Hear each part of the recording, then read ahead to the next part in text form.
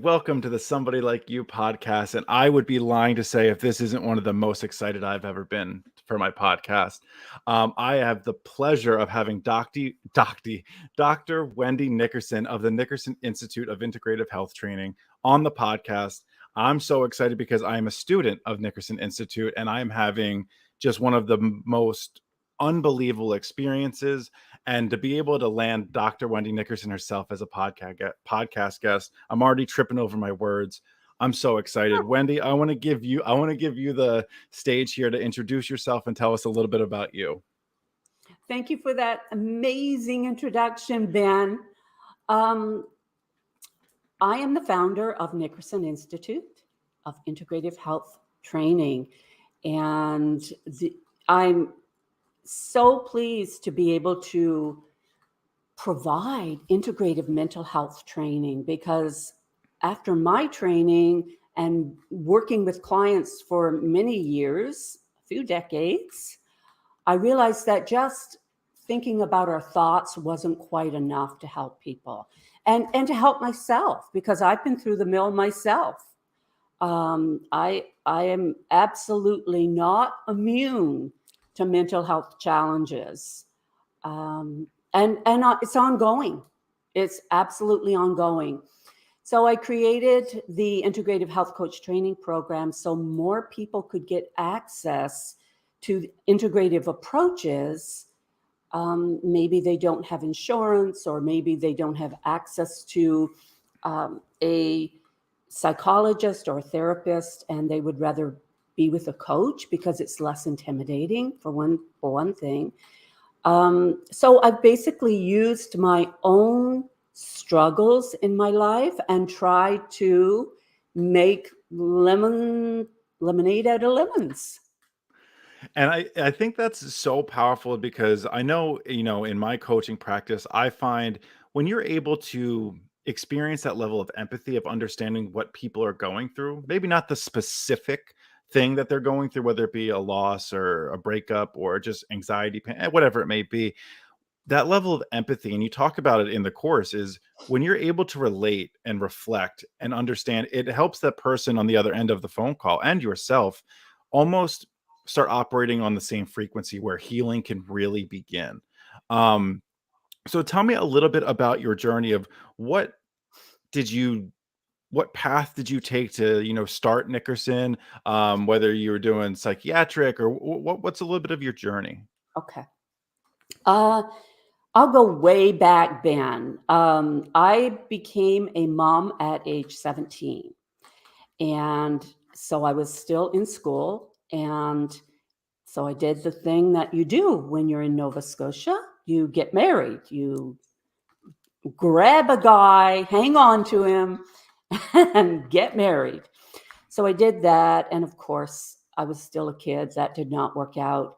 So I went through a divorce at age 30. And I thought, I really need to support my children. I need to support me. And so I upped my children. We uprooted and moved to a town in Nova Scotia that has a university. So they said, well, we'll let you in with precautions. We'll only let you take 3 courses. So it started there. And so I graduated with my bachelor's. Then I got my master's at the same university. And then the Florida Institute of Technology invited me to get my doctorate there. So I uprooted again and moved to Florida. And it was very challenging for me to move back to Canada afterwards, just for the weather, if nothing else. Anyway, after I graduated with my doctorate, I was gung-ho on cognitive behavioral therapy. And that was the modality I was trained in. And I saw that it did work to a certain extent.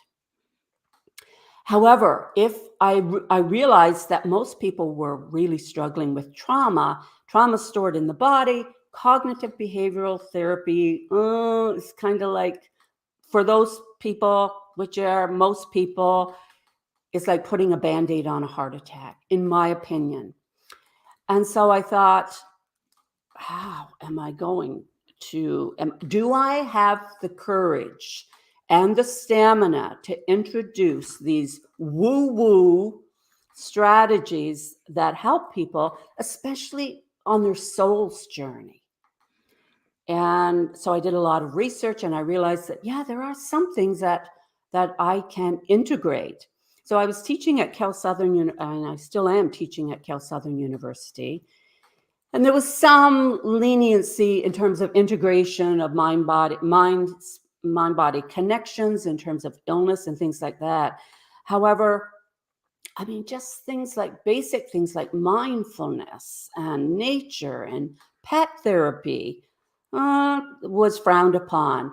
So I was actually out in the wilderness in Nova Scotia about 7 years ago, visiting family.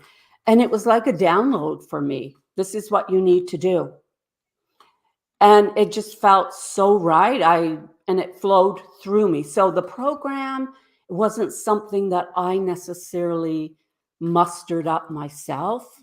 I mean, the topics just flowed through me. The information came to me through various people.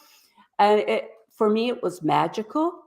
And so that's how it all formed. And it just went from there. And I had a lot of help along the way, a lot of help.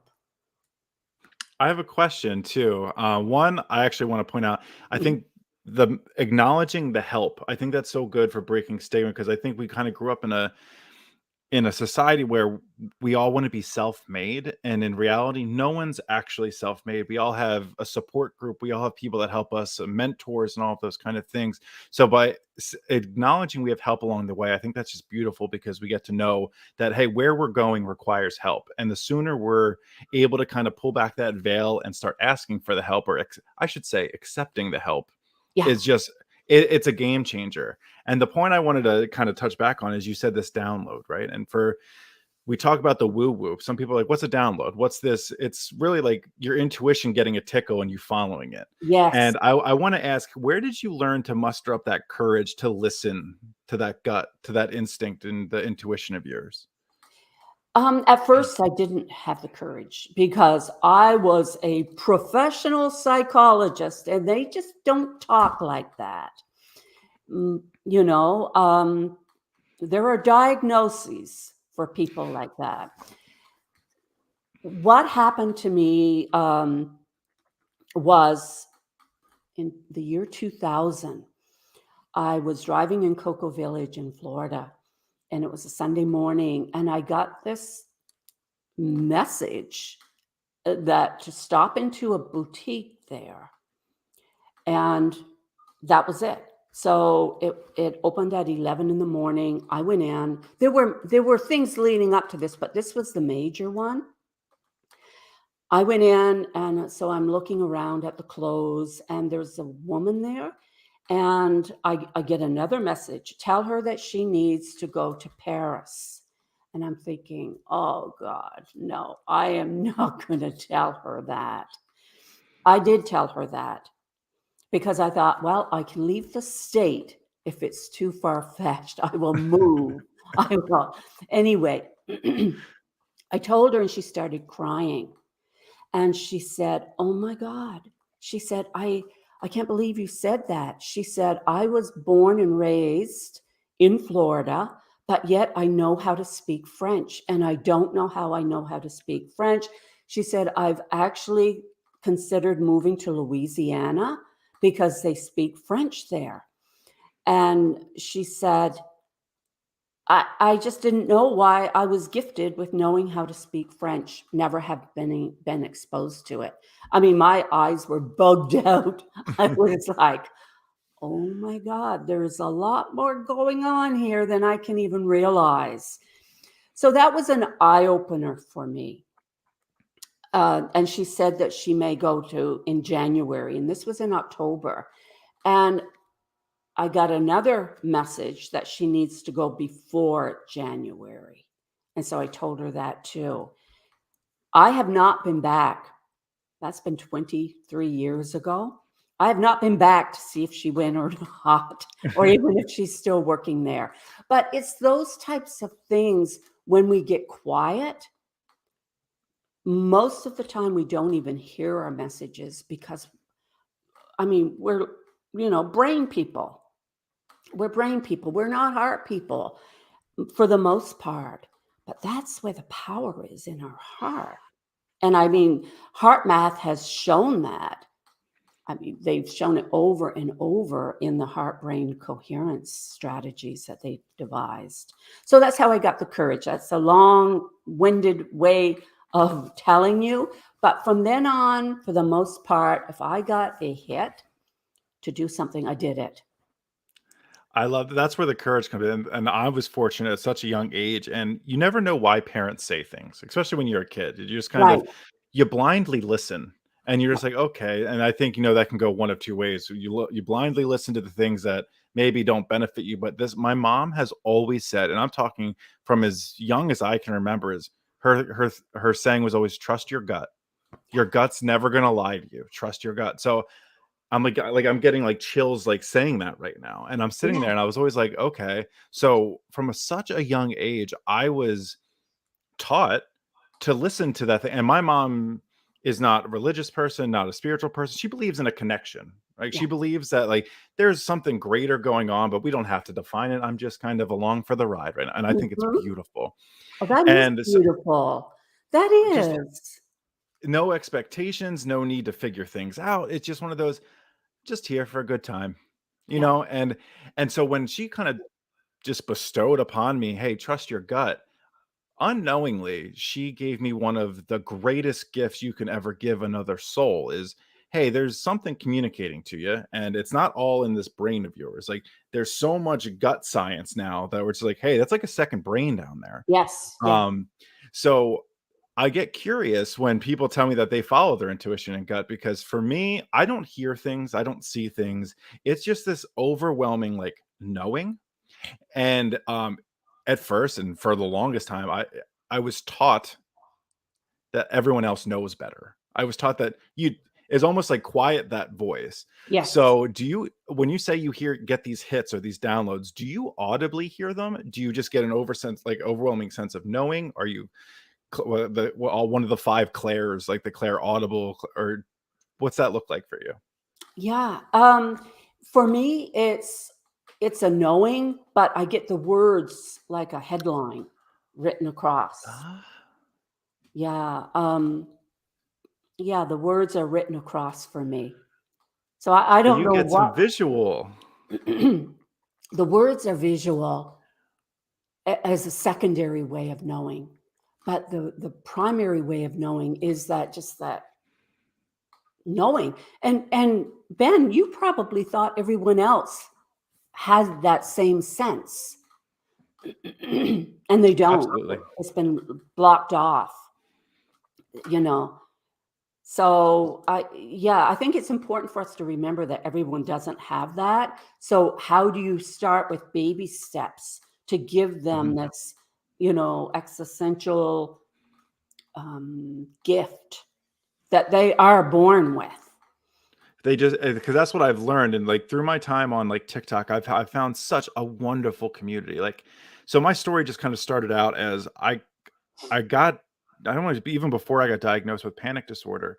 I was just having these, I'm talking awful, like 8-hour long panic attacks for Oh, days in a row.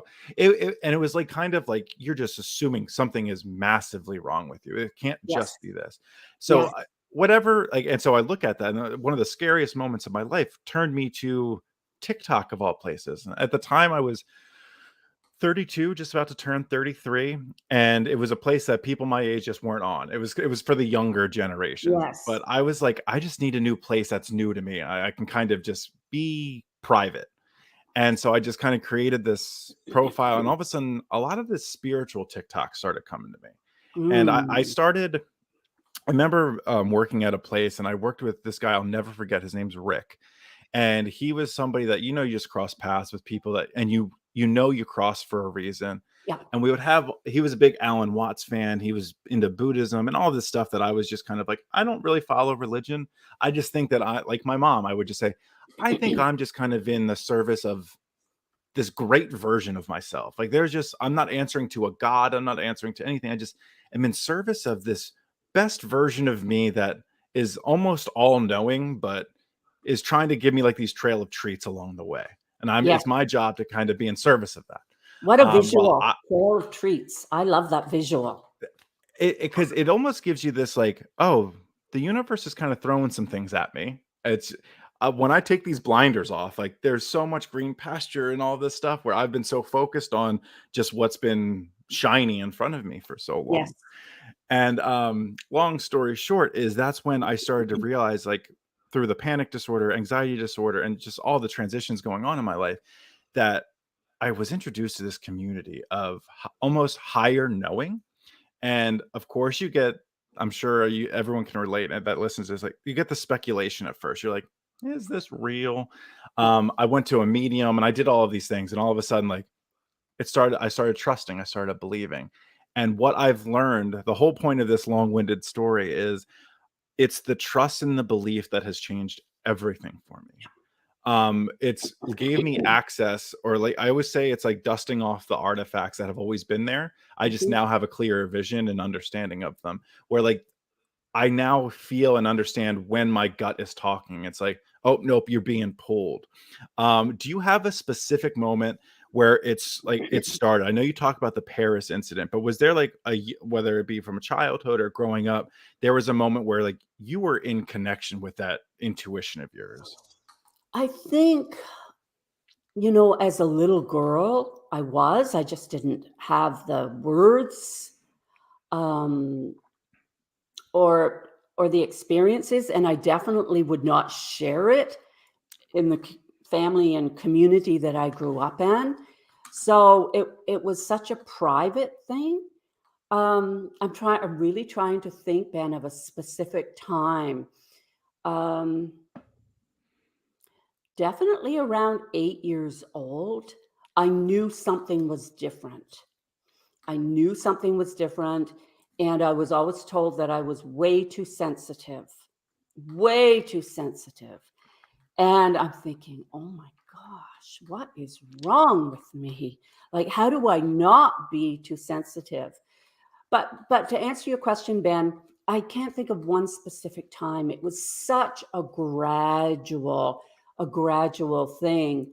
Um, I do know that I can commune with animals. I noticed that every picture that I have of me as a little girl, I either have a dog with me in my arms or a cat. I very few pictures without an animal. So, and I still can commune with animals everywhere I move. So this, for anyone listening that can relate to this might be an eye opener for them.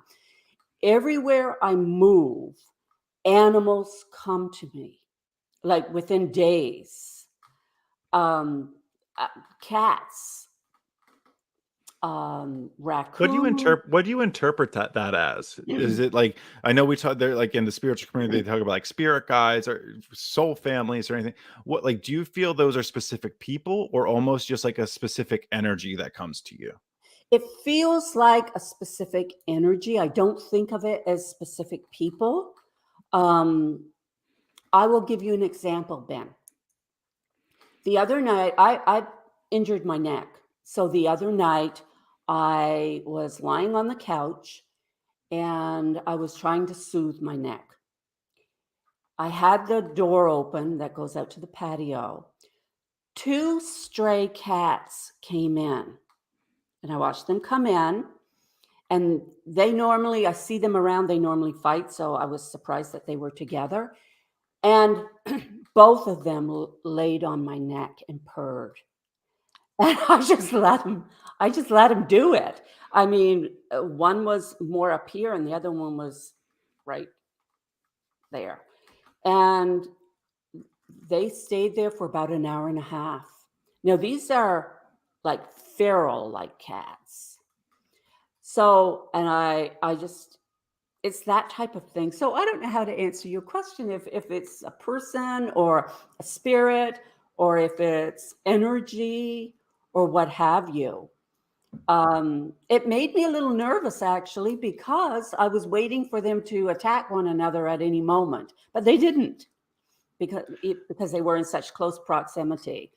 So, yeah, I don't know how we got off on that tangent, Ben, but that's where I I love that, and I almost love the point of just kind of like that's kind of what I don't want to say turned me off to. I'll say like religions or spiritual communities, like specific ones, is when you have to define everything, where yeah, everything is this or that. That's why I was kind of asking, like, what does it feel like to you? Because I love when people like I'm a big Alan Watts fan. I'll listen to Alan Watts on audio as I'm falling asleep, as I'm going for runs, and it's just about being like in the present moment and just being like the observer of everything. There's no right yes, or wrong. It's just what is this to me? And I do want to kind of almost navigate a little bit towards the programs and how you got there and how you connect that, like we talked about the woo woo, right? yes. But there's such a strong connection between belief, faith, and experience to your mental health. Where did you and how did you start making that connection between mental health and, we'll call it, faith, belief, spirituality, and all of those kind of things? Okay. Um, the people that came, my mentors that came to me, um, just came to me through either book discussion groups or in lineups at the grocery store or what have you, and they kind of helped me open my mind. At first I was a little bit peeved that they would say things like, Wendy, you're a psychologist, but like really pain is stored in the body and you can't talk that. So I started developing a faith. Once I started developing a faith, or at least open my mind up, because I was trained so logically, and I realized how limited that was. But what happened is once you start believing, as you said, Ben, once you started believing the group on TikTok, the reticular activating system in our brain allows us to notice persons, places, and things that substantiate our beliefs. So if we can at least open our mind up to entertain, like very slowly open the door, then we will get more confirmations and more confirmations, and the universe will support us. The universe is so incredibly amazing when we can really realize that things are happening for us, not to us. Now, you lose a lot of people along the way. That's the downside. And then you have to learn about grace and really respecting the limiting beliefs too. Because the bottom line is we're all doing our best. And we don't want to fall into that judgment category because we're judging people for being judgmental And and judging ourselves. and judging our yes and judging ourselves. So basically, to answer your question, it's entertaining the idea that some of this stuff, that something might be going on greater than we even know. And then conducting maybe an experiment and saying, well, show me something. Pam Show me. Grout, E squared. Yes, yes, yes. Show me something. Yeah. Oh my God. It's, but Ben, given especially right now what's going on in our culture, in the world, most people are in survival mode. They're not going to be looking for signs from a higher power. But those of us that came here as light workers and to help raise consciousness on earth, we will take that plunge because we don't have any other choice. Because we're just so miserable if we don't. Oh Like my gosh. we get panic attacks as you. And by the way, the fact that you have experienced that and come through with such grace, Ben, is nothing short of a miracle in itself. Really, I mean, think about it. Think about during a panic attack, what is going on in the mind and the body. I mean, everything is chaos. and to be able to hone that in and get centered to a place where you can feel even relatively at peace. I mean, there is something greater going on. But again, you've taken those lemons and made lemonade, because now you know. And the other, something else that you touched on too, was about listening and having empathy. And I meant to comment on that, and it was a while back. So I hope the listeners can pull that up in their minds. Um, the other thing that I learned was all these techniques I learned as a psychologist, they were helpful, but the most helpful thing was keeping myself centered, regardless of what family issues were going on, regardless of financial issues, regardless of wars, like keeping myself centered enough that I had enough spiritual energy running through my body that I could really attune to a client and lend them my nervous system so that they could do likewise. That is what heals. And That I that is I love the way you put that. Lending them my nervous system is such a really cool painting to see. I've never thought of it that way, but that's what you're doing is you're lending an experienced nervous system to someone to help them taste it. And yes, then it's like I think of that as like when you're healing through anxiety, whatever it may be, panic, any all you need is that little bit of light to see it. And yes, then once you know there's a path to get there, it's yes, just about getting there. And lending someone your nervous system is letting them see that light to yes. be able to have the strength to start seeing this is possible. Healing is possible. Yes, yes, absolutely. You nailed it. You nailed it. And you know, where I was never taught to take breaks between sessions. So I was just rapidly going from one client to another, never centering myself. I just didn't know it was a thing. But now that we know that emotions are actually energy in motion, of course, the prefrontal course, the mirror neurons are going to pick up from the other person. There will be that exchange. And if I'm giving my clients chaotic emotions that I'm internally experiencing, oh, there's an issue with some ethics going on there that needs to What be addressed. one of the greatest things you taught me in the course, and for everybody interested, let me pop it right up here if you're watching anything over at nickersoninstitute.com, is after sessions, releasing and shaking off that energy from the session, because I've always been very good at setting my intentions before the sessions, and we did it before this of I want to be in communication to my best and highest self. I want to be in communication with their best and highest self. I want them to chat, and I just kind of want to be the voice box of whatever comes through. And sometimes in the mental health coaching field, it's almost weird to I have, like I said, a couple of my friends are mediums on TikTok that I've just and I they call me a small instead of a medium because like I'm like that's how I kind of feel like I coach is I'm like, I'm just like, this isn't my wisdom. I'm Mhm. tapping into this abundant source of wisdom and that's coming through me. It's not like this is all bottled up in me. It's I'm just open to hearing this.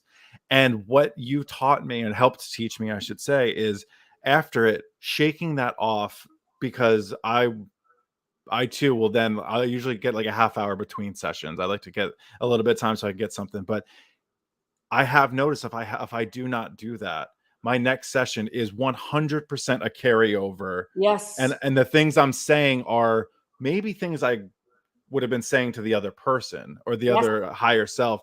And I'm telling you, absolutely, like it was a game changer for me because Wednesdays are my big day where I'll have like three, almost like my whole afternoon is just coaching calls. And that has been an absolute game changer because I feel like I do get to reset. I'll even go into your course and I'll do like one of the 5-minute mindfulness things just to come back to ground. yes. Oh, that's so good, Ben. That's excellent. Thanks to you. Well, um, I so appreciate you saying that because, again, it took me decades to learn that. And I love what you said. It would just be a carryover from the previous session. Um, I remember speaking with a psychologist who was doing, it's not BetterHelp, but it was one of those what have you. She said that she was given 46 seconds between clients. And of course she burned out. But I remember her telling me that. How can you mentally do that? 46 seconds. So, um, a part of my story to become even a coach is when I was working at a pharmaceutical company. I was on third shift, and it was tough. And but Mm. they had a mental health professional in there, a wellness coach, and I just kind of knew her because my mom and dad also worked at this company, and so like I just kind of knew it. Like, you should meet this lady. Her name's Joe Posada, and I will. She has just given me so much enlightenment to just the world of seeing what I kind of wanted to do. I Our paths ended up crossing. We reached out and we got lunch, and all of a sudden we were chatting. I was telling her what I was doing, and she was telling me about these places that are hiring. And this is kind of how I got tied to you a little bit. And she goes, the only problem I see is they're all about statistics and numbers and how much call quantity you get, not so much the quality. And she goes, so I would be, if you're in it for that, just be aware of that. And so that's when I said, well, maybe if I'm going to get certified, I want to go and find something more in alignment. And I'm talking, I searched mental health coaching, this, and you were top two in. And I remember we had that conversation. Like, I had no, you're not paying for Google ads. You're not, it's just all word of mouth. People are saying that the connection of mental health and, spirituality, connection, faith, belief, it's all the connection to body, that limbic system of the brain and the body just connecting is so, so big. Um, and I just wanted to almost thank you for those. You showed me that, like, I'm not crazy, that I think, because a long time I was just kind of thinking for myself. I was like, I'm going at this road all by myself. Like, no one gets it. And Mm. then I saw you and what you put together and all of those things. And I was just kind of like, there's no better. I need to be there. And then, so all of the work you do, I want to obviously take the time to thank you, and just the amount of work and time and the effort and the team that you have around you, and like Jeanette and just all the coaches you've trained. They're all off that healing branch from Dr. Wendy Nickerson. And Oh, it's almost like when we're on the calls, I see that there's this glow to people of like, we're all helping people. yes. Um, and I just want to know how you continue to grow the Nickerson Institute, how you continue to grow your practice, and what keeps you going.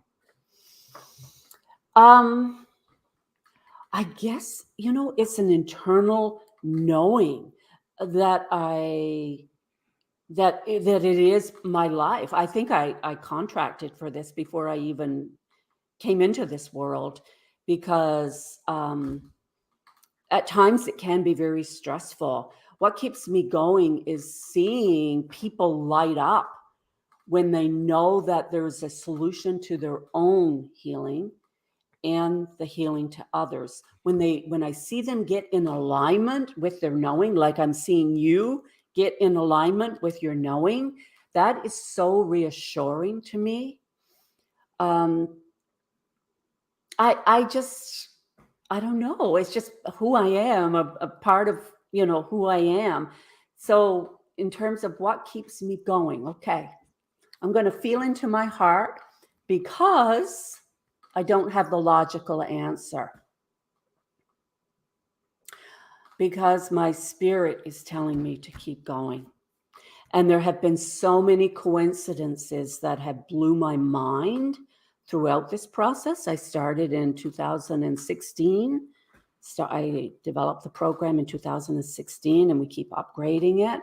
And there just have been too many miracles and too many the synchronicities keep me going.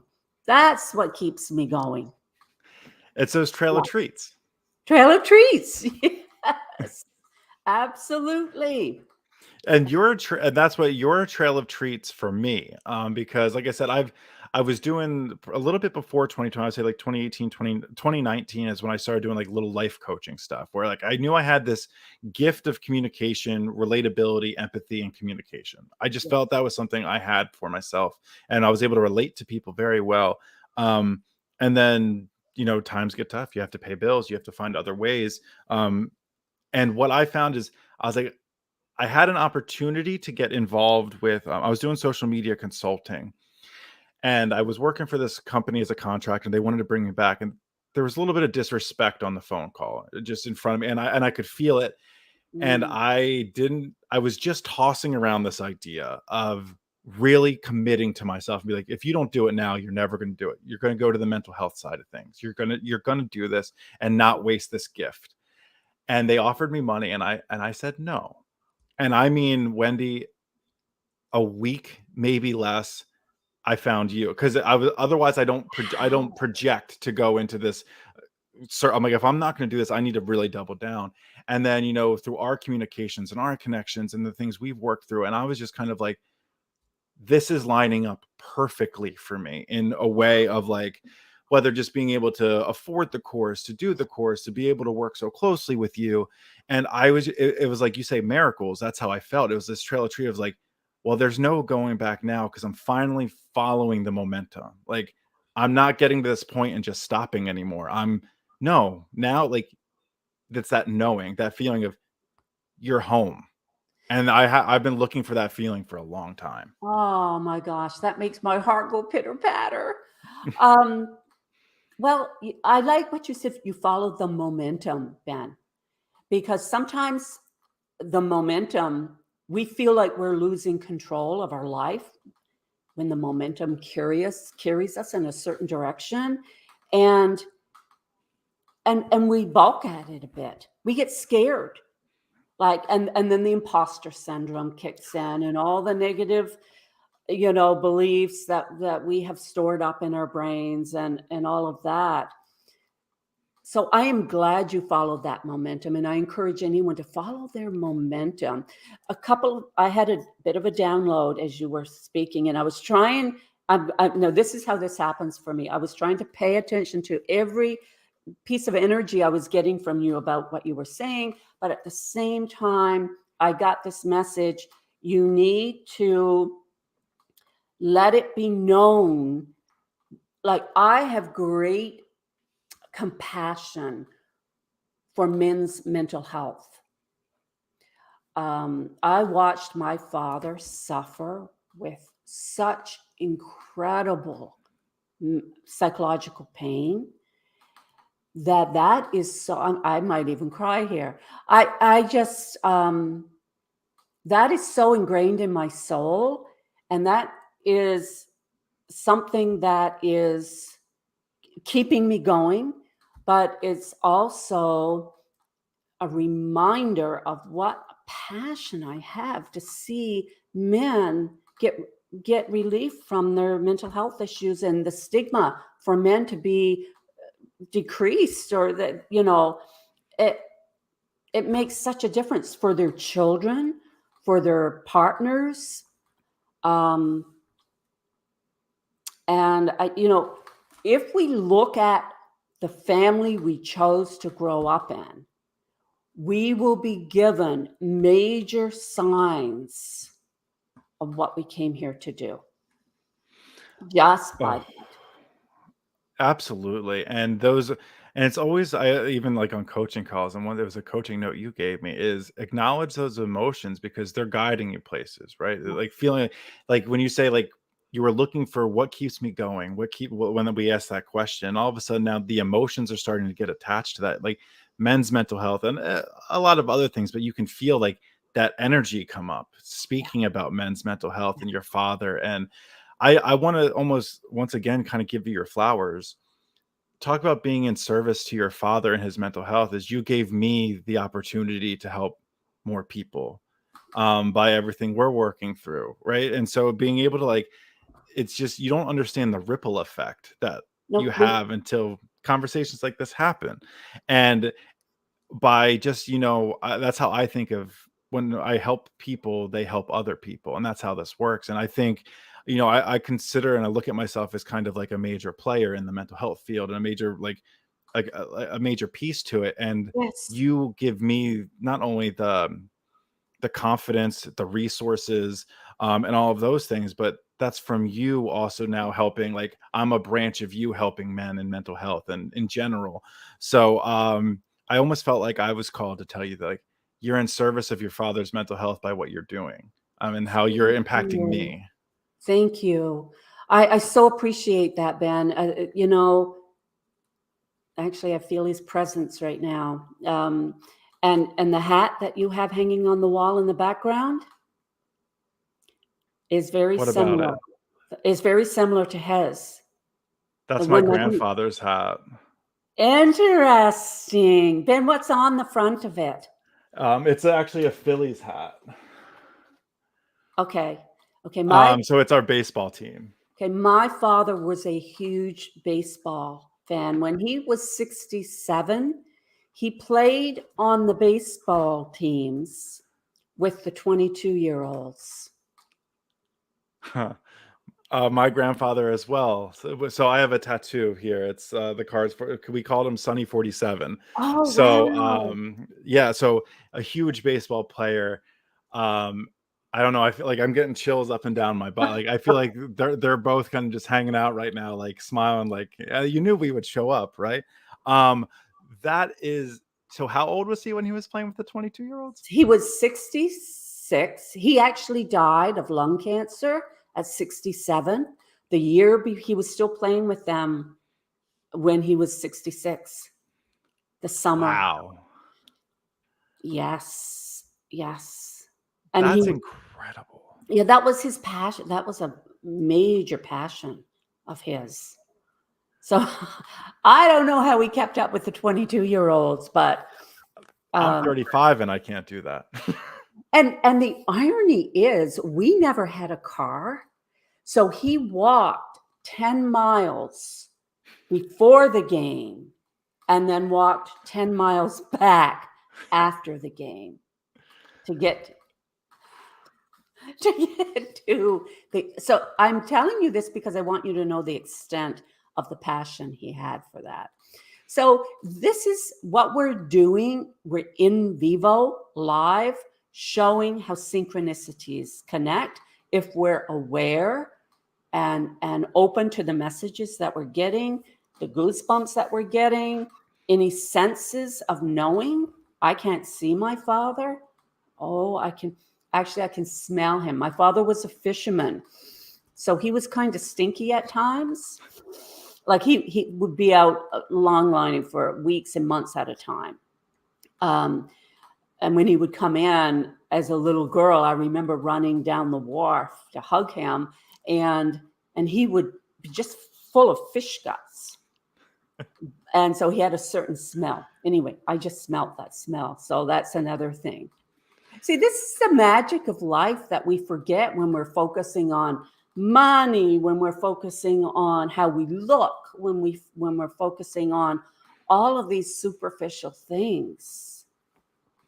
And I Um, can relate to that, especially because my grandparents, my nan's still here, still with us, and we every time I walk into her house, something she actually brought up was because I'll smell that house, like I'll smell, like I have one of his old milkman jackets, and sometimes I'll just open my closet and smell it just to like feel the presence, because sometimes you can feel it, but sometimes you want your one of your senses to pick up on it, and that's what I'll do. And we were just having a conversation with her. I was having a conversation with her, and we were talking about how he'll show up in her dreams. And I asked, and because sometimes we get inquisitive in this world, and I'm just kind of like, what age is he? And it was something beautiful to me. She was like, late 40s, early 50s. We're not doing anything special. We're just going for a drive. We're going to a picnic. And like that is special, but it was one of those, like, it's yes, not this, like, it's just one of those, like, it's another normal day.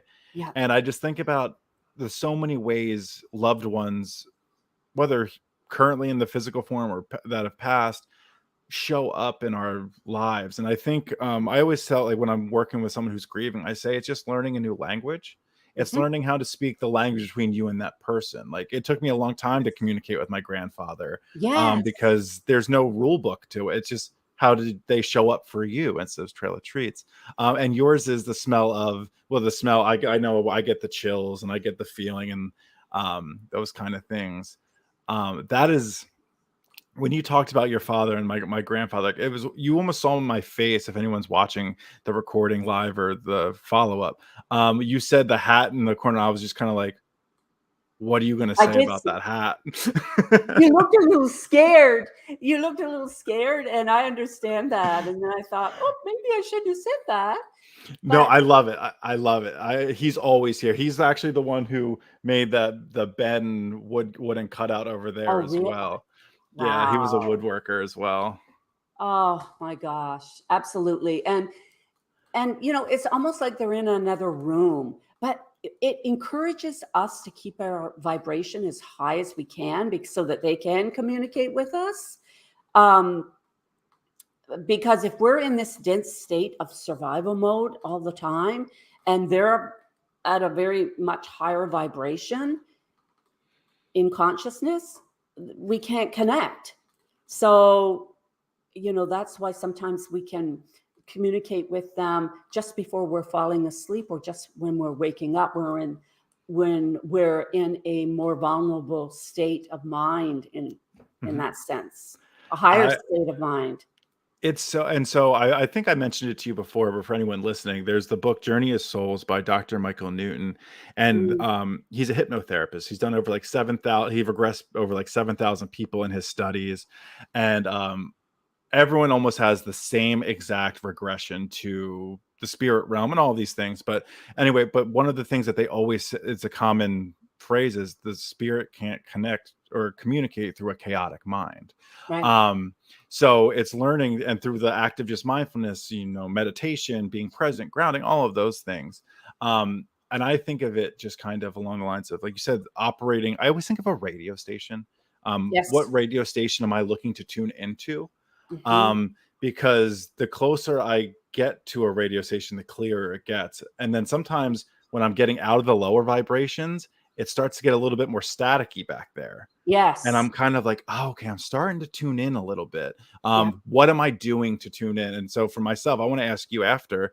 For me, that's meditation, being grounded, being present in my work, setting intentions with every little thing I do. With it's plugging in my microphone, getting ready for a podcast, being intentional with what I'm doing. It's like I'm plugging this microphone in to have a connection, a podcast of vulnerability and opens and creates space for that. So, what are your methods, or which way do you find you best connect to keep raising or get to those higher vibrations? Hmm. In all humility, I have really struggled with that lately. And so the first thing I want to say is it's not as if you get up to a high vibration and stay there. But I like that you mentioned being aware of what gets you there. What gets me there is always having trees. Like I'm facing a window with lots of big trees out there. Going to the beach does it immediately for me. Uh, Meditation, sitting still is a sitting meditation is very difficult for me. I can do it. I'm not an expert at it. So walking meditations Mhm. are extremely good for me, especially if it's in nature. I mean, and especially if I'm in my bare feet. Yes. Those are things I cannot watch the news. Um, I'm very mindful of what I take in, like the hour before I'm going to sleep. It's so easy to get on TikTok and it's so addictive and take all of those different messages in and then go to sleep and think you're going to get rested. So I've actually had to take TikTok off my phone for that reason. Smart. We have to do things intentionally, intentionally thinking about what foods are going to make me feel the best, intentionally remembering how you feel after you. And for me, it's ice cream. I love ice cream. So when I go down the Publix aisle and they have ice cream, especially the buy one, get one free of Ben and Jerry's, I have to remember, okay, how does that make me? How am I going to feel tomorrow? Who will I be available for? I probably won't even be available for myself. if I consume that much sugar and get that much chaos going in my brain. That's been ongoing for me since a child. And I do the best I can, certainly not perfect. So I I'm with guess, you.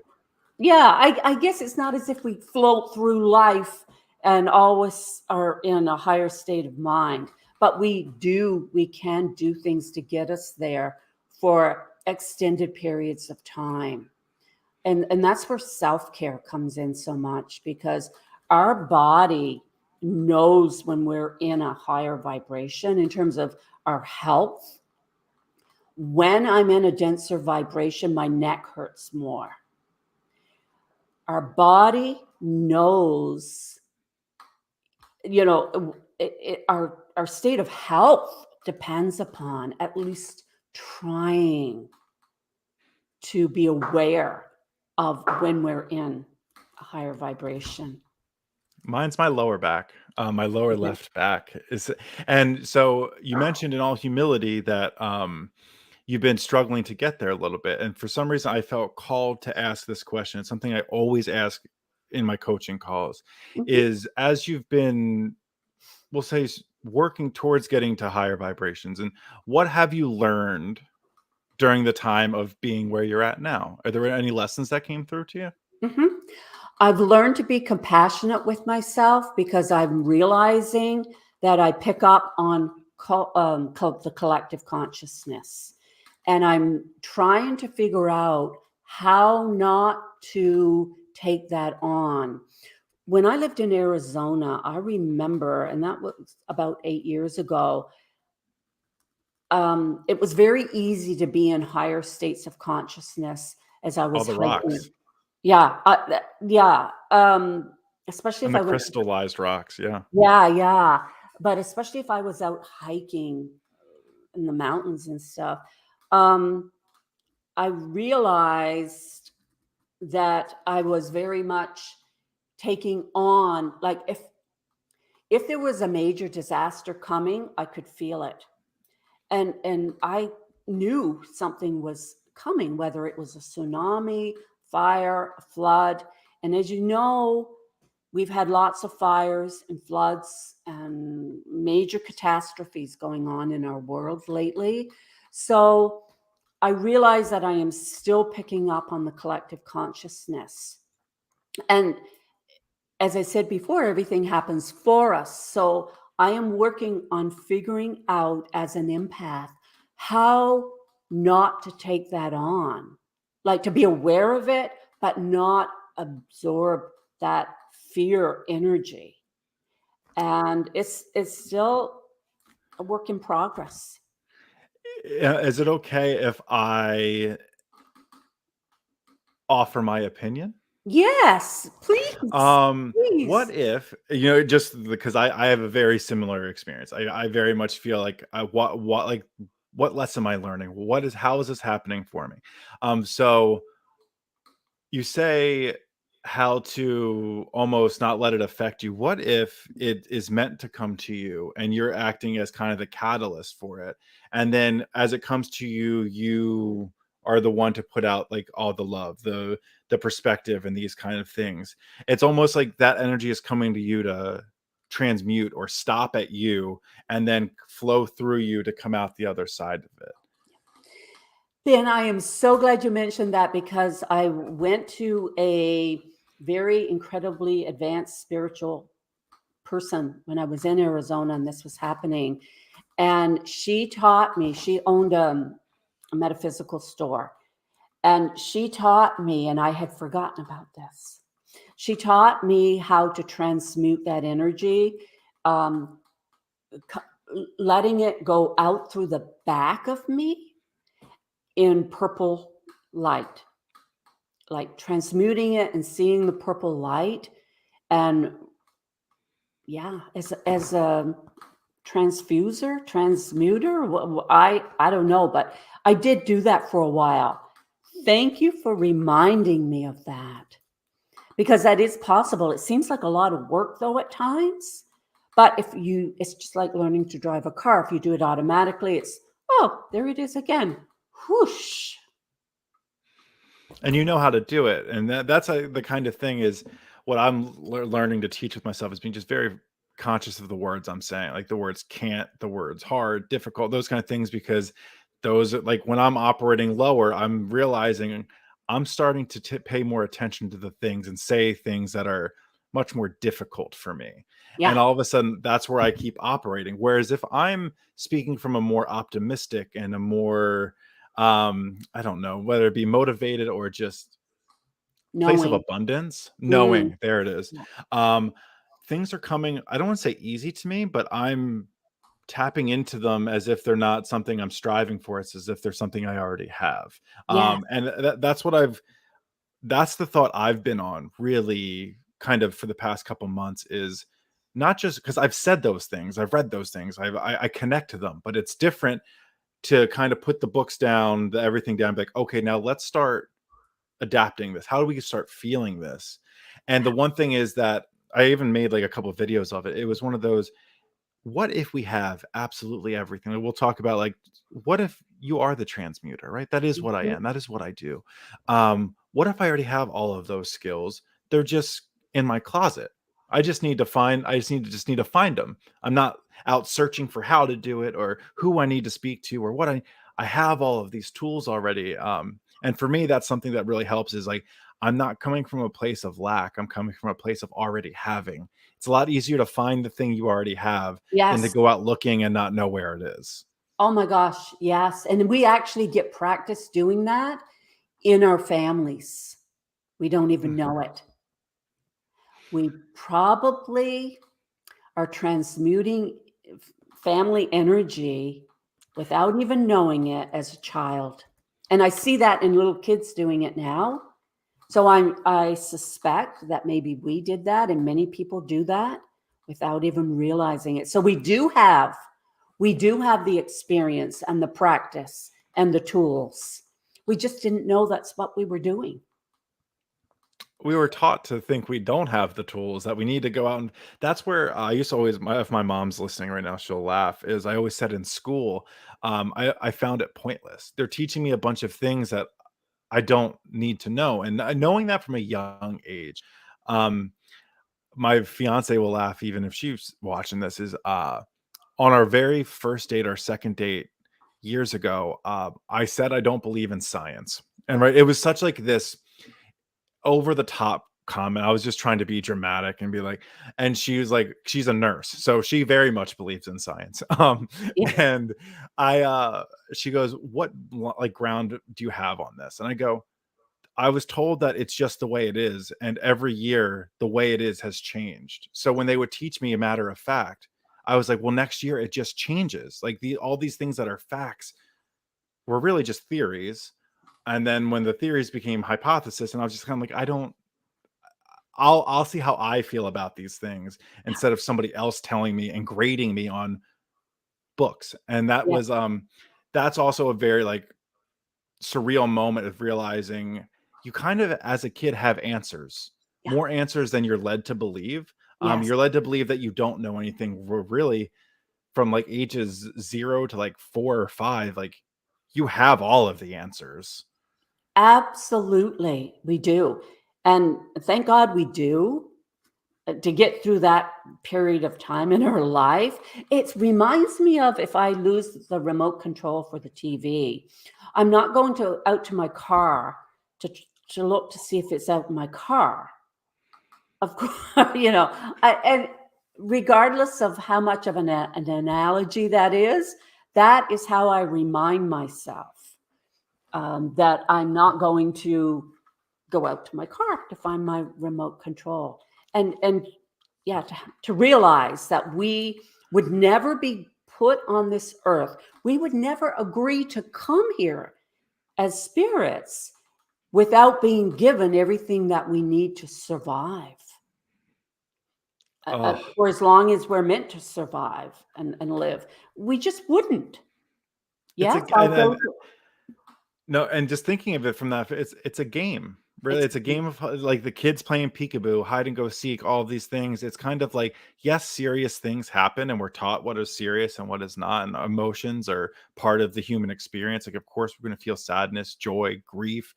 excite. We're going to feel the whole spectrum we're designed to.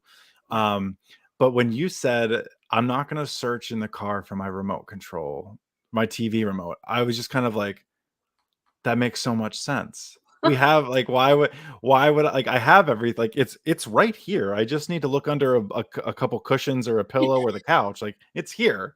I Yeah. didn't put it in my pocket and go for a drive around the block. Yes. Yes. I mean, it's an easy way to remember because it's so Yes. bizarre. It's so bizarre. It brings Oh my gosh. Well, Wendy, I hate to I could talk to you for, I mean, hours and hours. And I hope I am able to have the privilege of having you on again because I would love to. I mean, I will certainly ask, and I would love to get more people from the institute on because they are doing such amazing things, and just to be a part of that is something that I am honored, really. Yeah. But at the end of all of my podcasts, I love to ask the guests, especially with you, just to kind of take a couple minutes or however long you feel to let us know what's going on, point people in the direction if you have like the institute, if you have events going on or anything like that, and just kind of as we exit, a little bit of where we can find you. Okay. Right now, first of all, the webpage is nickersoninstitute.com. Right now, for our certified integrative mental health coach training program, till the end of August, we are offering $1,000 scholarships.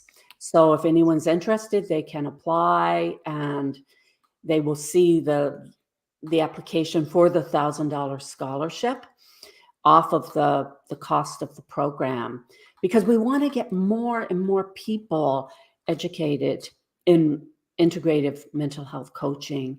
I also have this desire for more men as yourself, Ben, to be in the program, and for men to come to you for coaching services, because you've been through it. You know what it takes. You know how to guide, and you have the internal guidance to guide people in your coaching sessions. So, that too. Other than that, we have lots of programs at Nickerson Institute for highly sensitive people. We have a conscious healing program. We're in the process of developing more programs and more. We also have a corporate integrative mental health coach training program for those that want to raise consciousness in corporations. So I invite anyone who's interested to go to the website, download the brochures, and just listen to your heart and see if it resonates with you.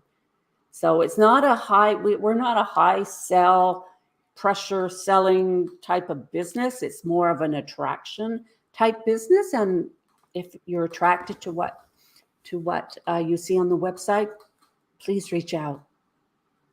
Oh my god, and that's how you got me. Like I said, it was just the right time, the right place. I will never sign up for a place that I feel is trying to sell me, is trying to manipulate me, and that's something when you took for anyone listening, I just want to kind of give you an insight on who Dr. Wendy Nickerson is to me. When I had any questions about even signing up for the course, she said, "Hey, if you'd like to jump on a quick Zoom call, answer any questions." And we chatted. I remember I was getting ready to take my fiance to the airport, and we chatted for an hour. And that was the moment I was like, I need to be a part of this. I just need to find a way to become a part of it. And I don't know if you'll ever know how much that conversation meant to me, because you put me at ease of, like I said, this is the direction I want to go. This is the person I want to associate myself with. And then it just kind of fell in line, like those trail of treats of us working together and doing things. And then all of a sudden I started meeting the people from the programs. I got to meet Jeanette. It was just kind of like, I'm getting chills talking about it, Me because too. that's Me just, too. it's just the person you are and the people you attract. So if anybody is interested and have any questions, and you listen to my podcast, I'm more than happy to answer any of the questions that are the experiences I'm having.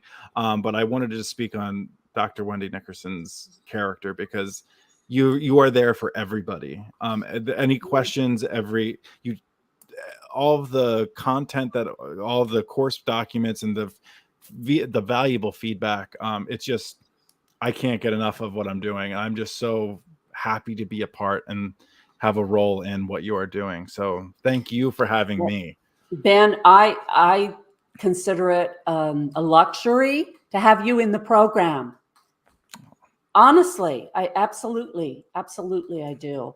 So please know that. I think I'm so blessed to have the team and the group, the people that come for this training. I know it's not me. I know it's something else going on. But I appreciate that. I appreciate all that you said so much. Thank you. Hey, there's got to be a ringleader, and for the Nickerson Institute, that is you. And I think the conversation, like I said, I could talk to you for hours, but it was the conversation between you and Jeanette, and it was when she comes from a marketing background, and she was talking about how you were like, no, if it feels right, we'll do that. We're not going out here to sell to people. We're looking to just be ourselves, and we're looking to be authentic, and just because that will attract the people that are going to get the most and be able to give the most. And it was almost at that moment, I was like, I smiled, and I was like, I am just, for the first time, feeling like I'm so in the right place. I am so with the right people. And that trickles down from you. I appreciate that. I know how I feel if someone tries to pressure me into buying something. Oh, that's not the energy I want. Mhm. Really. So thank you, Ben. I thank you. Awesome. Well, Wendy, thank you. Thank you so much for making the time, and for everyone who tuned in the live podcast, thank you so much for hanging out. If you are not catching the live podcast, you can always catch the recordings. They will be up on Wednesday. I like to have them up around lunch or early afternoon. Um, and I am so grateful for our guest. I am so grateful for the time, the energy, the space that we created. And Wendy, hang out for a couple minutes as we kind of close up here, and we'll go back to the waiting room. And everybody else, I love you, and I will catch you when I catch you. Have a good Bye one. bye.